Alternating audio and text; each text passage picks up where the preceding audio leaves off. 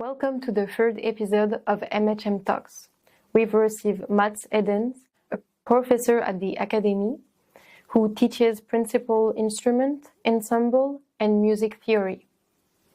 We will go on a journey through musical encounters across several continents.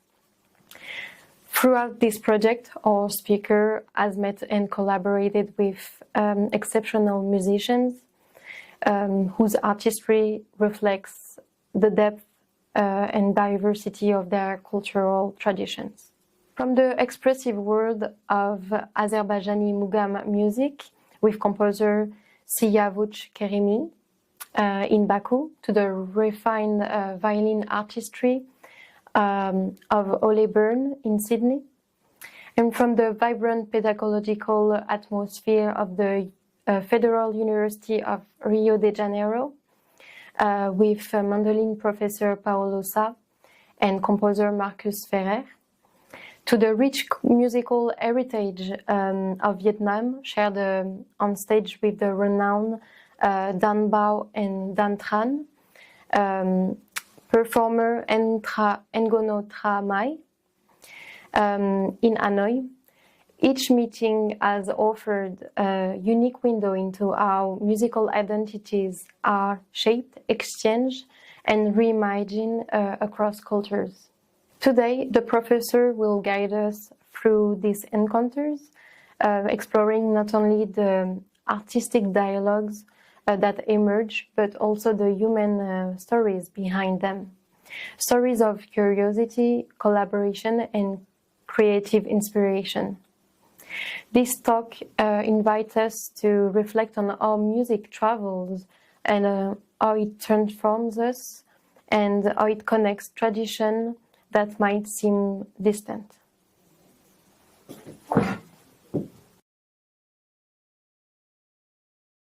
Hello, my name is Mats Edén. I am a professor in folk music here at the Malmö Academy of Music. And my main instrument is, as you see, is a stringed instrument, the violin. In this case, it's the viola d'amore, but I'll tell you later about it. So I made a long trip this summer, and together with my wife, we started in the end of July and ended up in October, in the middle of October. And the places we went to was mainly, the main focus was Australia, for family reasons, and also we had a lot of friends there in Australia, artists and musicians. But we also thought that why just go there? We can also go to other places. So many years ago, I met a musician. His name is Shiwais Karimi. He's a former headmaster of the conservatory in Baku, in Azerbaijan. So I called him and said, "You mentioned that if I ever go to your country, I have to call you." So I did. So we had a very pleasant time there together with him, and he showed the different kinds of music venues for us, and also arranged so we can go to a very nice concert with the Mugham concert. And Mugham is a very ancient song tradition they have in Azerbaijan that is also connected with Persian music and also in Turkey. And and we also talked a lot about music, and he's a composer and arranger. And one thing was very special. We went on a tour ride in Baku in his big car, and he played a lot of music for us. And he said, "This maybe will interest you." And he played up a Christmas song, Silent Night. And the singer was one of the most famous popular singers from Sweden. And now I don't get her name, of course. Okay. Vad ska jag nu då? Vad heter hon? Shit i helvete. Vad heter hon då? Vad heter hon då? You can edit it in Carola Häggkvist. Yeah. So I go back a bit.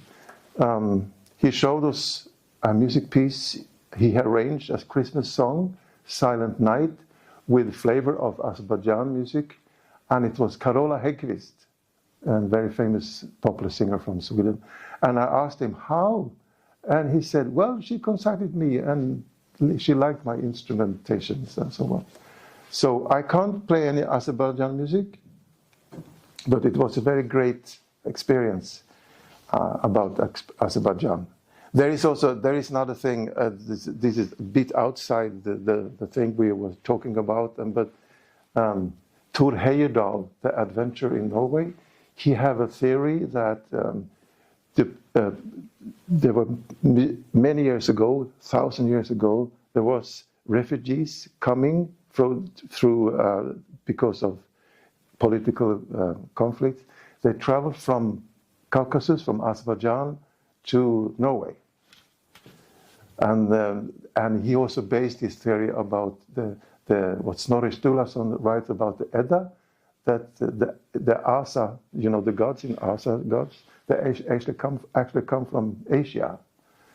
And this is a theory that has been debunked by almost everyone in Norway who are scientists.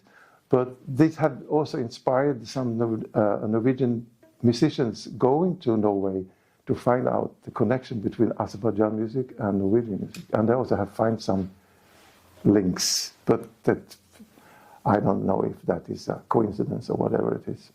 But we have a very nice time there.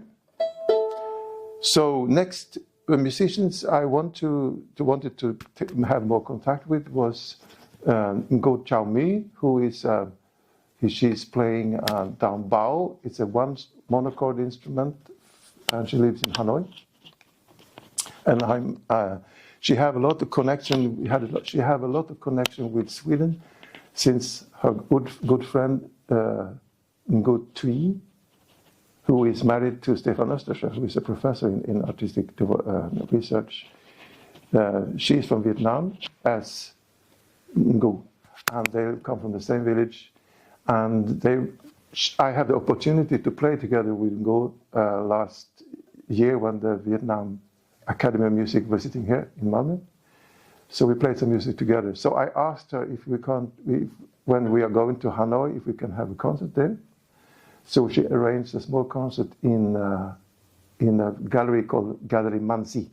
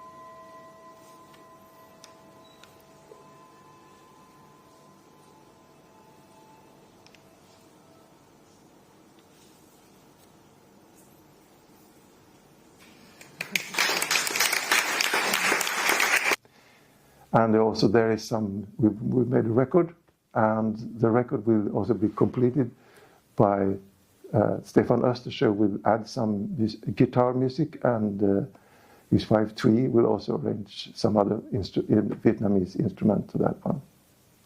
So I can play some music now that we actually played in the concert. This is a small, we made some because you know the music in Vietnam is made of pentatonic music. So, and our music is not. So we have to do some compromises in our improvisations. So, but this is one of the bass we used, and it's kind of a pulse. It's a dancing tune, but it's also made as a listening tune. It's from the village called Nås in western part of Dalarna, and the title of this song is called Liten ko, little cow.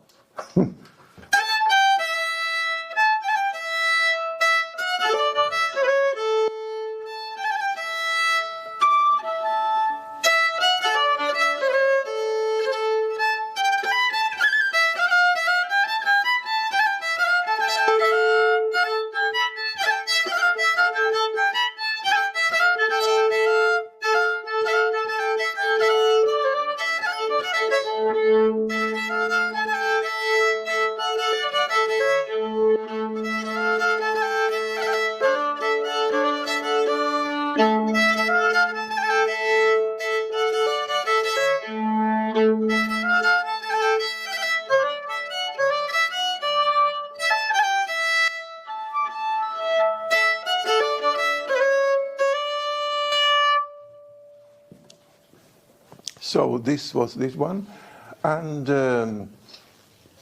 yeah, we also took the time in a studio.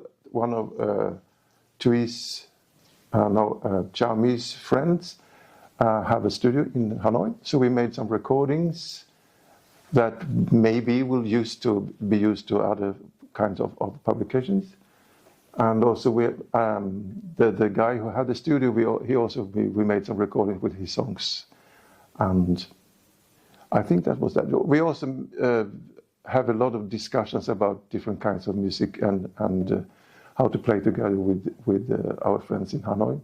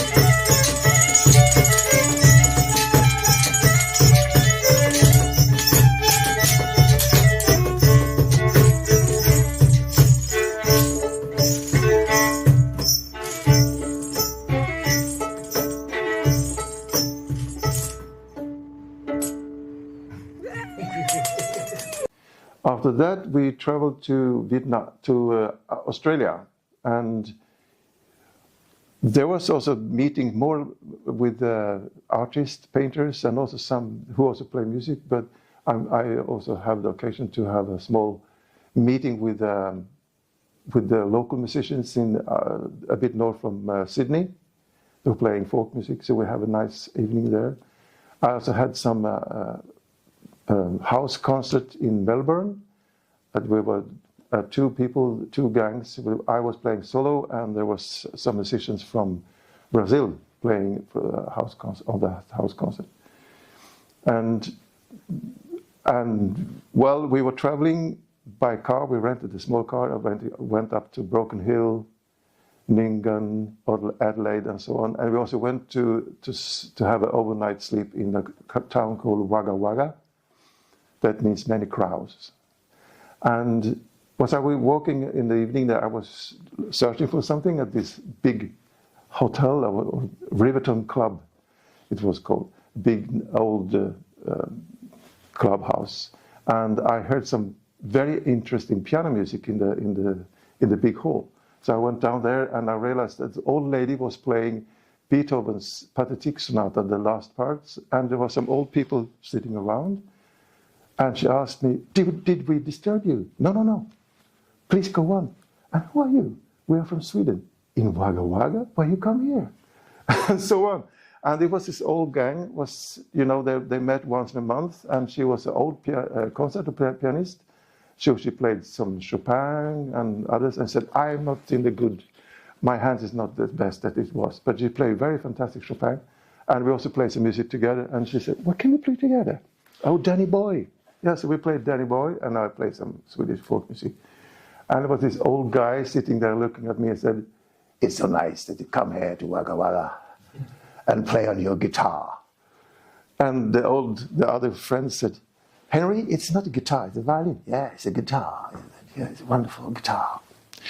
So, So after that, we went to New Zealand. That was, I supposed to have a workshop with one of my friends, but she realized that she had a tour in America. So I skipped the other tours. We went to Rarotonga. We met some musicians there also, because we rented some places, and one of the guys was a musician, so we had mutual experience and some sessions together, very intimate, but some music together. And then I went to have the last part of this travel was in Rio de Janeiro at I have to read now, the Federal University in Rio de Janeiro. And because thanks to my former colleague, Professor Emeritus Sven Kristersson here at the Academy in Malmö, he had a long time exchange with musicians in Rio at the Academy there, with, for example, Paulo Sá and Marcus Ferrer. Paulo Sá is a mandolin maestro, and Marcus is playing what they call viola, but it's a big mandolin, a sort of mandolin string instrument. They work at the Department of Instrument de Cordas. So, and Malmö have an exchange program with exchange possibility with Rio. So I went there, I have a small workshop, and also teaching them some tunes.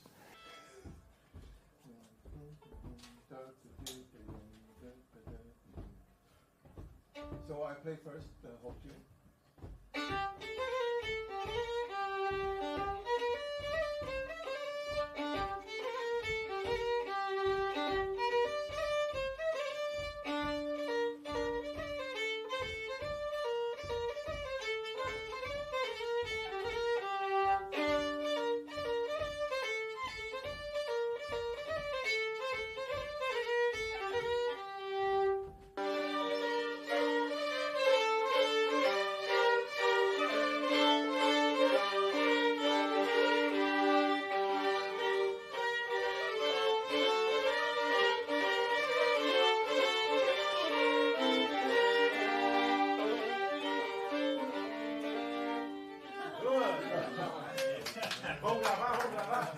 And one thing was very I thought it was the first time ever I saw this and experienced that, because the professor in violin, who have studied in Paris for 9 years and, very fantastic classical violinist, I told about the old style of playing in the fiddle music that you find in Scandinavia, you find it in America, you find it everywhere. Where you have, when the violin came, it was placed here, but then during classical music, they have moved it up because to play more advanced music.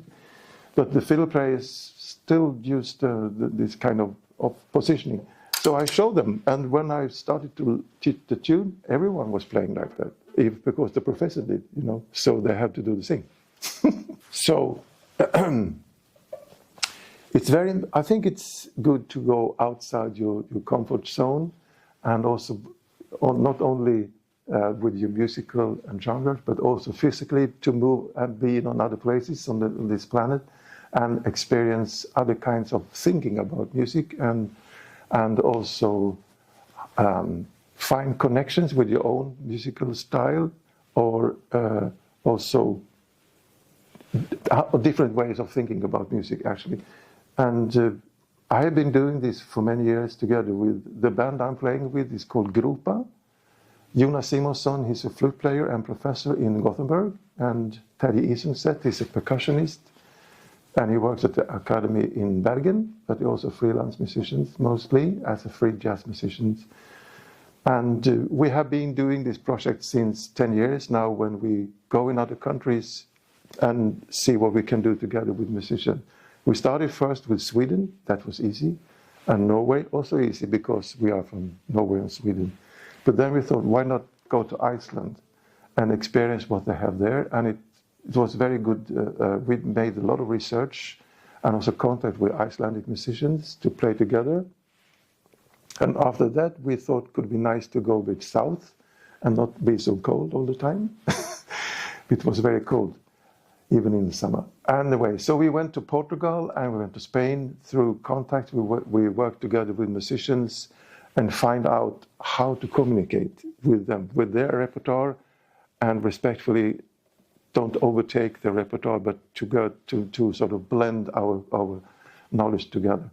And the last part we have done in this project we call Kind of Folk. It's to working together with a singer from the southern part of Poland. Her name is Marta Matuszna, and we had recently made a tour with her last week, I think, and it was very nice. And also we made a record in Gdansk. We were there playing with also other Polish musicians, a saxophone player and a jazz bass player. And, this is kind of, you go into a field that you don't know where you go, what will be, but through a good sense of politeness and listening together, you can find out how to make music together. And also, to be inspired by your, for example, your music, even you play classical music or you play jazz, folk music. It's nice to meet people and get inspired by different solutions in playing music. You talked that you did a collaboration with the lady in Hanoi, was it? Yes. What kind of other projects do you have for this year, maybe for the future? What would you... I made this project together with Ngo Chao-Mi. Will continue that will be a sort of quartet record. But two of the musicians lives in Luleå, so they're doing their work there. And then we have another project. I'm going to hopefully not so far away in time make a duo recording with Tina Quartey, who is a percussionist. She lives here in Malmö. But she's also very interesting because she's playing percussion, but she learned percussion in Bahia and Brazil, and in Cuba. So she played Cuban instruments and Brazil instruments together with Swedish music, and it works very, very fine. And also an Indian clay pot also works very well. So we're doing that. Another project is to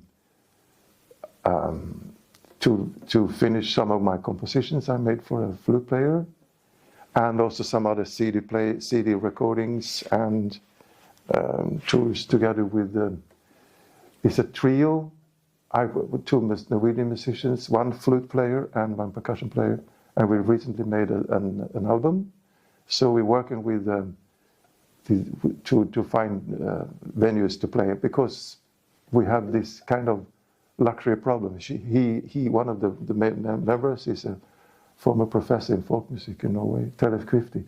He got more money than he's supposed to have. He didn't know that all his assignment to have money went back positive. So we have a lot of money, so we need to make concerts. But that is some of the things. Yeah, what I'm working now with that I had to finish now. It's a book I've been writing since many years, it's a book with about 500 tunes I have collected. I composed. I started when I was 14, and so it was like this. It took a very long time, because you don't work with this project every day. So I asked one of my bosses here at the Academy, Magnus Eriksson, what do you think? You think that the school can publish my music? And he said, yeah. And I told him the story about it, behind the story about the music. And I said, can't you write a book about this? And that has taken since 2018, I think, to finish it, because I wanted to tell the story why I play like I do, because this instrument is not a traditional instrument from Värmland, when I'm from Värmland, but it's a kind of traditional in the sound.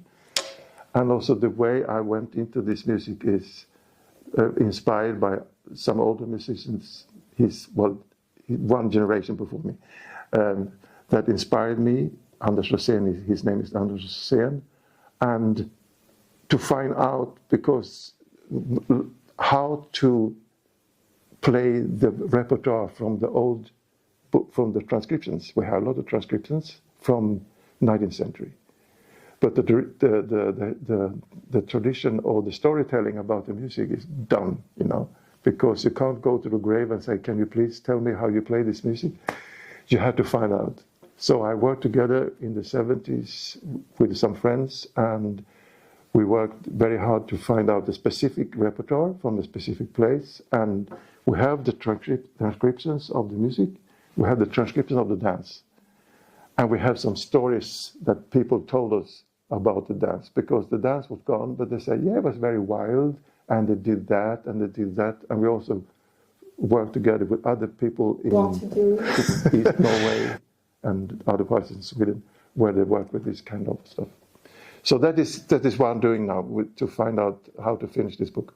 So I can play one of the tunes in English, to find out this. It was transcribed. So hello, my name is Mats Edén. His name was Jonas Simonson at the Norwegian Academy of Music, or in the local, and locally they call it Milvus. String instrument, violin. The guy who made the transcriptions, his name was Lena. So his transcriptions was abandoned. I made a long trip, forgotten until 1970s. He died in the 30s, I think. So this is one of the tunes.